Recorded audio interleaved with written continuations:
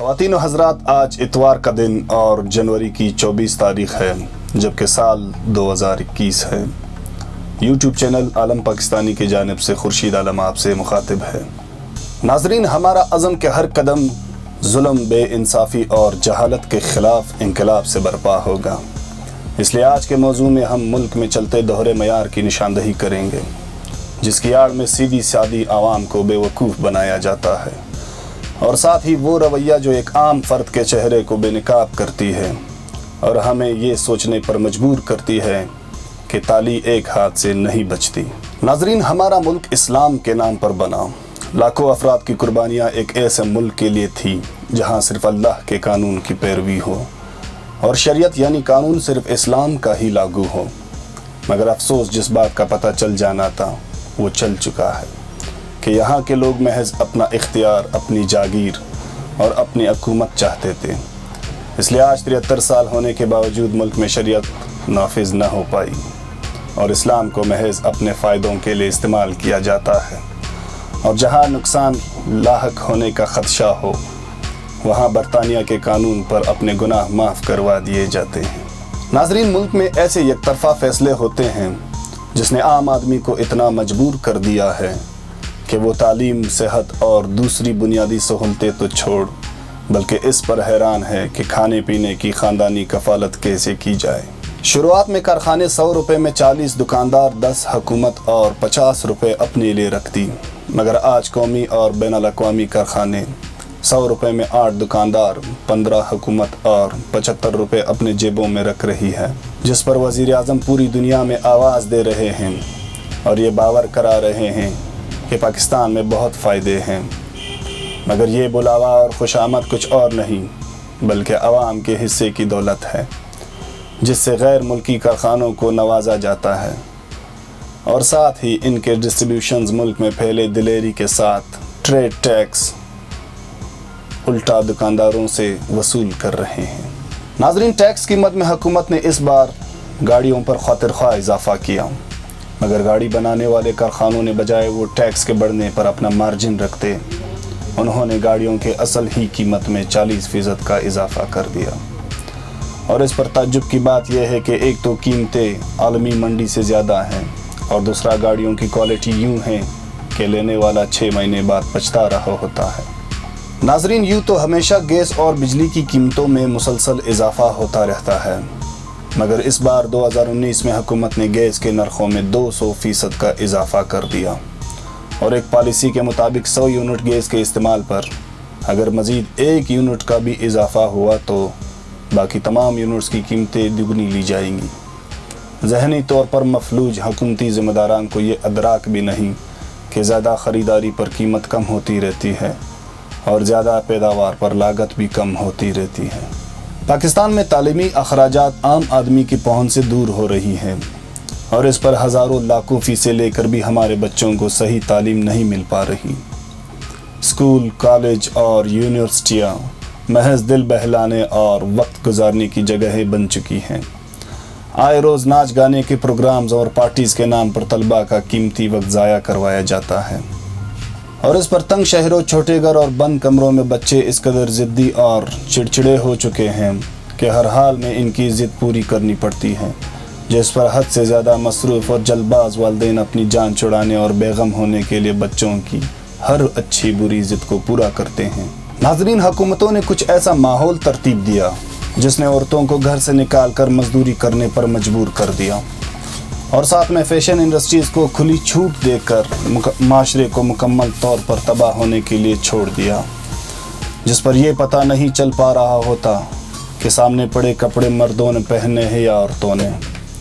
कितना ही घूमे, कितनी ही छानबीन कर ले, आप हया और पर्दे के कपड़े ढूंढ नहीं पाएंगे। फ़ैशन इंडस्ट्रीज़ और मिल मालिकान ने मिलकर ये अज़म किया है कि वो 100% ही इस मुल्क से हया और पर्दे का ख़ात्मा करेंगे।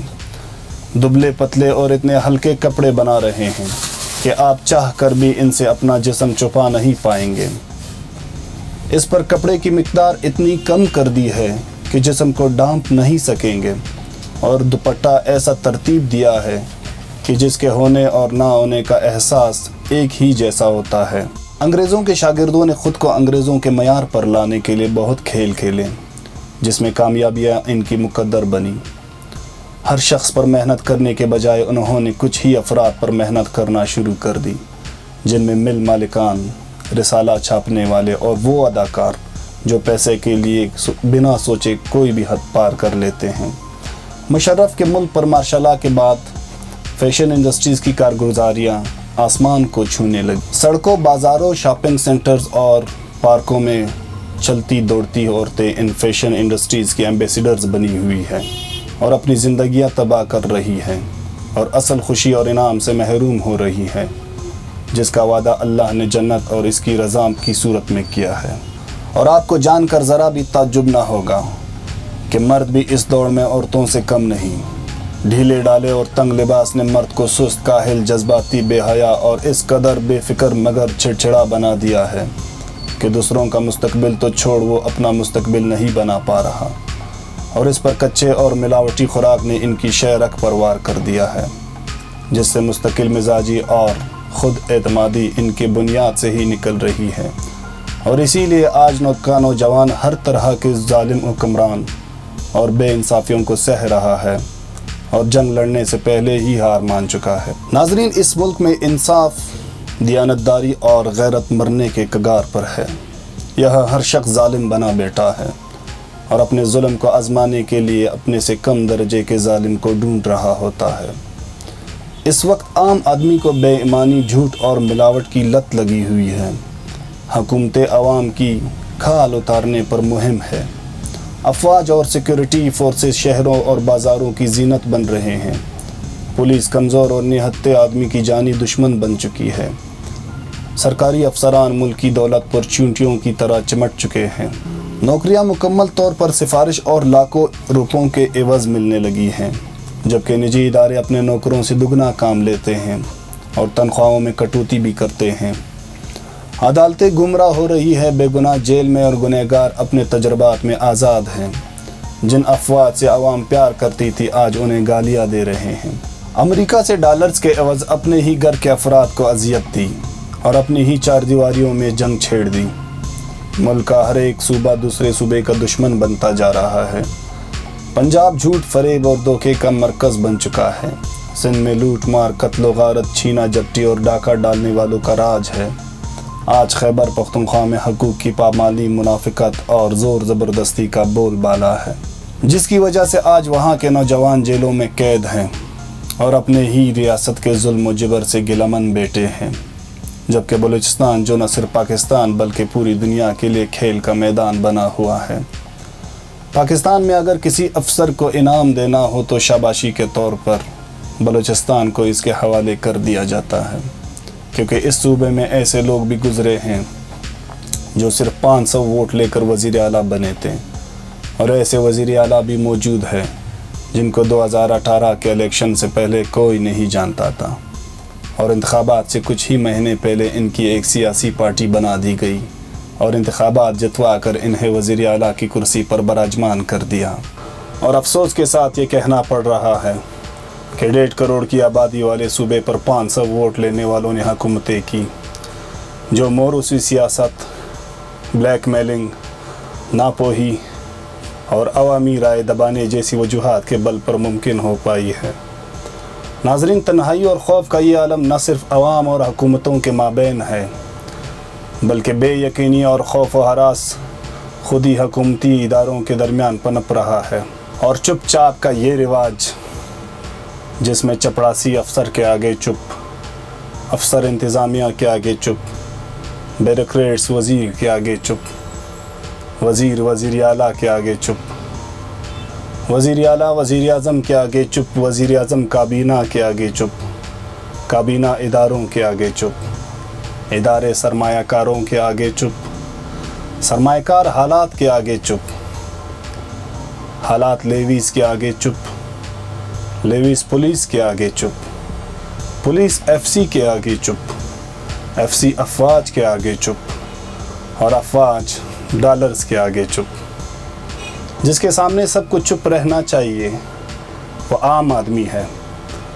مگر جس کے سامنے کوئی چپ نہیں رہتا ہر کوئی اپنی بھڑاس، اپنا بوجھ، اپنی طاقت، اپنی تھکان اور اپنی جہالت اس عام آدمی پر نکال رہا ہوتا ہے، جس نے بنا اسلحے اور فوجی طاقت کے صرف اپنی جان کی بازی سے انگریزوں اور ہندوؤں سے 8 لاکھ اسکوائر کلومیٹر کی زمین آزاد کرائی اور آپ کو ایسی چار دیواری میں محفوظ کر دیا جسے پاکستان کہتے ہیں۔ آج امریکہ جیسی بڑی طاقتیں مل کر بھی کوئی ملک فتح نہیں کر پا رہے اور نہ ہی کشمیر کو آزاد کروا سکتے ہیں، مگر ایک عام آدمی جس کی آج پاکستان میں ٹکے کی حیثیت نہیں، اس نے اتنا بڑا ملک آزاد کرا دیا جس کی زمین نعمتوں اور خوبیوں سے مالا مال ہے۔ ناظرین، صحت کے حوالے سے ہم نے ریسرچ کے طور پر کوئٹہ شہر کے سرکاری سول ہسپتال کو چنا، جو شہر کے بیچوں بیچ جناح روڈ پر واقع ہے۔ معلومات کرنے پر یہ پتہ چل پڑا کہ ہسپتال کا ذاتی میڈیکل اسٹور بالکل ہی خالی ہے اور نمونوں کے طور پر کچھ ہی ادویات رکھے گئے ہیں تاکہ میڈیکل اسٹور کا عملہ اپنی حاضری پوری کر سکے، اور ان ادویات کے مد میں جو فنڈز ملکی خزانوں سے ملتے ہیں وہ حکومتی سیکٹریز اور ہسپتال کے بالا افسران کی ملی بھگت سے لوٹ مار کے نظر ہو جاتے ہیں۔ مزید پوچھ گچھ پر یہ بات سامنے آئی کہ دراصل جناح روڈ پر واقع اربوں مالیت کے میڈیکل اسٹورز کے مالکان نے ڈاکٹر سے ہاتھ ملا لیا ہے اور ہر پرچی پر ڈاکٹر کا حصہ مقرر کر دیا گیا ہے۔ ناظرین، یہ حال پورے ملک کے سرکاری ہسپتالوں کا ہے، لیکن جب آپ کوئٹہ شہر کے نجی ہسپتالوں کا سنیں گے تو شاید استغفار یا کانوں کو ہاتھ لگانے سے خود کو نہ روک پائیں گے۔ وہ مریض کے جیب پر یوں حملہ ہوتے ہیں جیسے کوئی جنگلی درندہ اپنے شکار پر جپٹا مارتا ہے، اور خاص کر افغانستان سے آئے مسافر علاج کے غرض سے ان کے ہتھے چھڑ جاتے ہیں، اور یہ لوگ ان مسافروں کی کھال اتارے بغیر انہیں رخصت نہیں کرتے۔ ناظرین، آخر میں ہم آپ سے چند ایسے دوہرے معیار کی بات کریں گے جو دلچسپ ہونے کے ساتھ ساتھ قابل سمجھ بھی ہیں، جن میں پہلا، ناظرین، فیملی پارکس عوامی رابطے کا اہم ذریعہ ہے اور وہاں داخل ہونے کے لیے فیملی کا ساتھ ہونا لازمی ہے، جبکہ اکیلا مرد، 2 مرد یا 1 مرد اور اس کے بچے پارک میں داخل نہیں ہو سکتے، اور اس کے الٹ 1 عورت، 2 عورتیں یا 1 عورت اور اس کے بچوں کو پارک میں داخل ہونے دیا جاتا ہے۔ ناظرین، حکومتیں، سیاستدان اور ریاستی ادارے تمام ہی اس بات پر عزم دکھاتی ہیں کہ معاشرے کو اسلحہ کلچر سے پاک ہونا چاہیے، جبکہ پورے ملک میں سیف سٹی اسکواڈز کو ڈنڈوں اور یا پستولوں کی جگہ بڑے بڑے بندوق تھما دیے گئے ہیں، جو عوامی حفاظت سے زیادہ خوف و ہراس اور غنڈہ گردی کا منظر پیش کر رہے ہوتے ہیں، جس سے نوجوانوں اور بچوں میں نا امیدی اور شدت کا مادہ ابھرنے لگتا ہے۔ ناظرین، ہم اپنے بچوں اور نوجوانوں کو تسلی بخش جواب یا معاملے کی حقیقت سمجھائے بغیر ہی چپ کرا دیتے ہیں، مگر جب حکومتیں، ریاستی ادارے اور اکابرین واقعے کی اصل حقیقت بتائے بغیر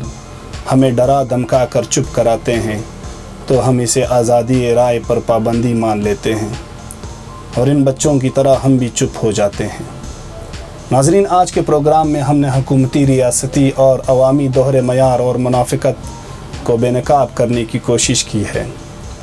اور اپنے ناظرین کو آنے والے خطرات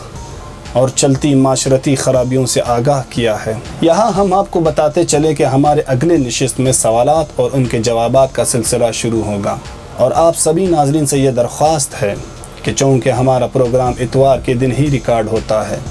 اس لیے جمعے سے پہلے ہی آپ ہمارے واٹس ایپ نمبر پر اپنے سوالات بھیجیں،